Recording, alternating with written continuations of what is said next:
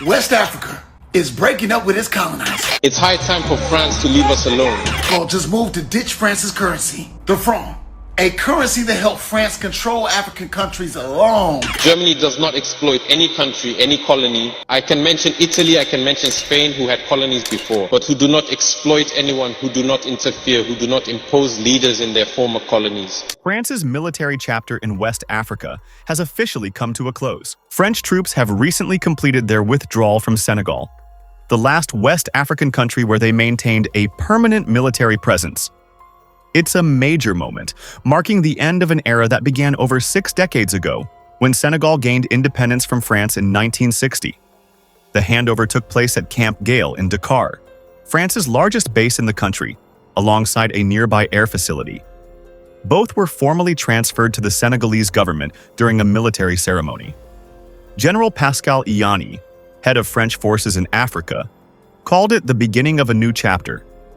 He said the move reflects France's broader decision to shut down all permanent military bases in West and Central Africa, responding directly to Senegal's demand for greater sovereignty. Senegal's military chief, General Mbaye Cissé, said the withdrawal aligns with the nation's new defense strategy, one focused on autonomy and contributing to peace both regionally and globally. Roughly 350 French troops have now left Senegal, wrapping up a 3-month exit that began back in March. The move follows a call last year by Senegalese President Bassirou Diomaye Faye, who insisted that foreign military bases were no longer compatible with the country's sovereignty. His government, elected on promises of reform, has taken a tougher stance against foreign influence, especially from former colonial powers. France, meanwhile, is rethinking its role on the continent. Colonel Guillaume Vernet, spokesperson for the French military's chief of defense, said France is shifting from permanent deployments to a more flexible partnership model, offering training and targeted support only when requested. This withdrawal is part of a larger trend. France has already closed bases in Chad and the Ivory Coast earlier this year, and was previously forced out of Mali, Niger, and Burkina Faso, where new military-led governments have increasingly turned to Russia for support. France's only remaining permanent base on the continent is now in Djibouti, in East Africa, where 1,500 French troops remain stationed. In Gabon, French troops have scaled back to a shared facility, and in Ivory Coast, a small group of military advisors continues to work with local forces. All these show that West Africa is making a clean break from its colonial past, and it's doing it fast. On April 8, 2025, the Republic of Senegal shook the region by announcing 2 major moves in one morning. It would ditch the France-backed CFA Franc and order all French troops out of the country by September. 2 pillars of French influence in West Africa, gone, just like that. At first glance, it might seem like 2 unrelated decisions. But together, they strike at the heart of how France maintained control in the region long after its colonies gained independence. Let's start with the currency. The CFA franc was introduced by France back in 1945 as a way to bind its African territories into a single economic system. We have a common currency also for 8 West African countries called the CFA franc, meaning they have a common central bank, and these 8 countries share the same currency, which is pegged to the euro. Meaning it has a fixed rate to the euro, 1 euro being equal to 655.97 franc CFA. Decades later, even after independence, countries like Senegal were still required to deposit half of their foreign reserves into the French treasury. In return, France guaranteed convertibility to the euro, but held sway over monetary policy. Critics long argued that the CFA franc wasn't about financial stability. It was about economic control. The ECO was meant for Anglophone African countries, which is the countries in West Africa that speaks English, and with Guinea being part of it. And out of nowhere, France engineered to take it away from Anglophone West African country. So Francophone African countries using it now wouldn't really change anything. I think it's more of a symbolic gesture than anything else. So who would actually have control of the ECO? One of the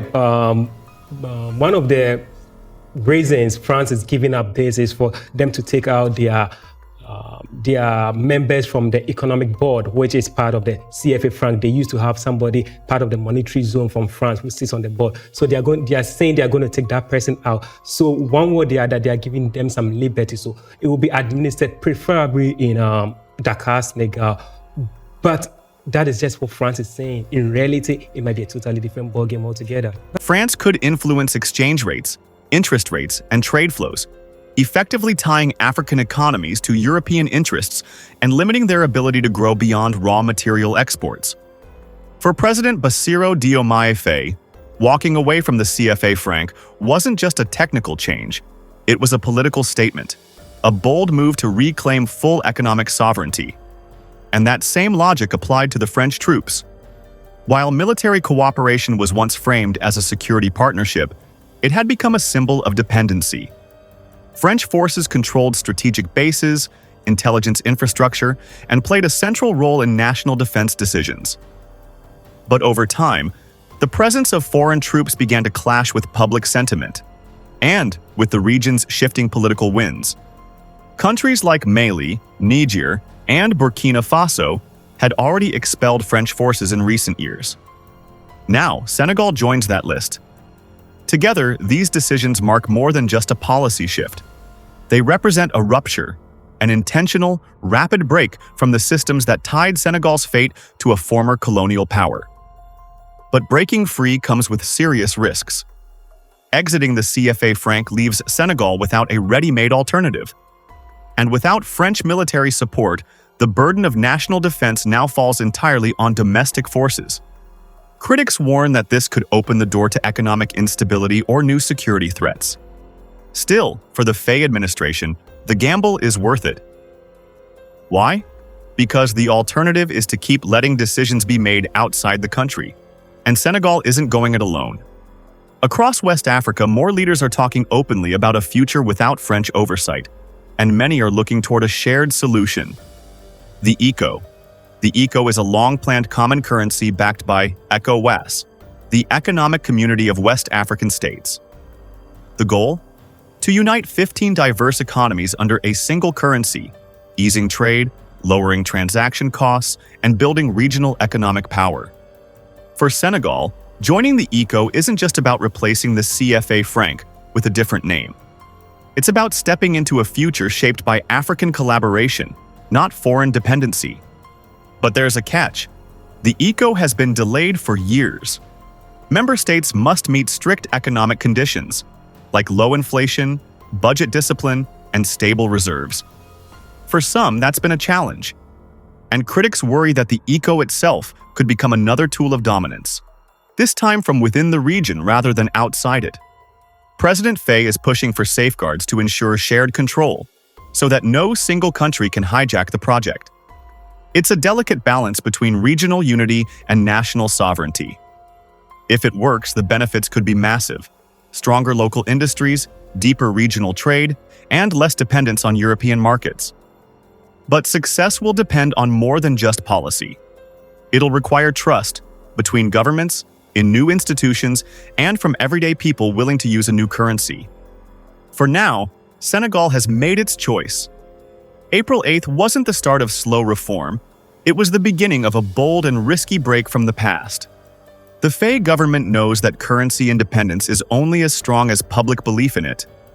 That's why they've already launched a national campaign, explaining the benefits of ditching the CFA franc and addressing fears head-on. Because when it comes to money, confidence is everything. But Senegal isn't just waiting for the ECO to arrive. The government is using this transition period to lay the groundwork for a stronger economy. That means tightening fiscal policy, diversifying exports, and rewriting foreign contracts to serve national interests, not outside ones. Major investments are also underway. Infrastructure that links Senegal more closely to its ECOWAS partners, from expanded highways to new digital trade platforms. The goal? A regional economy that moves faster, trades easier, and stands taller, without French support. Still, sovereignty isn't won through economics alone. The big unanswered question remains: how will Senegal defend itself once French troops are gone? For decades, French forces provided more than just backup. They delivered rapid response teams, advanced surveillance, airlift capabilities, and logistical support that Senegal's own military never had to fully replicate. That support ends this September. And now, the country faces the real challenge: standing alone. Senegal's armed forces are known for their professionalism, but they've long operated with a safety net. Without French infrastructure, they'll have to modernize fast and become truly self-reliant. President Faye has already laid out a two-pronged strategy. First, build at home. That means upgrading military hardware, expanding special forces, boosting cyber defenses, and modernizing naval and air capabilities, especially to secure the country's Atlantic coastline and offshore energy reserves, which are becoming central to Senegal's future. Second, cooperate with the region. Senegal is leaning into ECOWAS's collective security framework, especially the standby force designed to respond to regional crises. The idea is simple: share resources, share responsibility. And in doing so, Senegal positions itself not as a dependent nation, but as a leader in regional defense. And there's another shift underway: diversifying global partnerships. With France stepping out, Senegal is opening the door to new military collaborations, exploring training and defense agreements with countries like Turkey, China, and Brazil. This strategic pivot marks a major recalibration. It's no longer about being protected by one power. It's about building a security architecture that reflects the new reality. Senegal makes its own decisions, economically, politically, and militarily. But the road ahead is anything but easy. Cutting old ties is one thing, building new systems that work is another. Still, if Senegal succeeds, it won't just be rewriting its own future. It could help redraw the balance of power in West Africa.